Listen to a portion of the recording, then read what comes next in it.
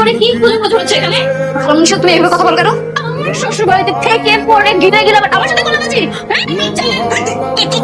কি ব্যাপার? তরকারি পুড়িয়ে কি করছে? বাবা পুড়ে গেছে। নেক্সট টাইম যখন রান্না করতে যাবে তখন মনে পড়বে কেন বলছো? পত্র দিনই তোর সাথে গল্প করবো, বস। আমি এই জায়গায় ঠিক আছে। কি দুর্গন্ধ। পুকুরের বিষটা দিয়ে জুস বানিয়েছি। কেন? ওকে, আর তোর খালাকে খাওয়াবো বলে। তুই এটার কত সুখ।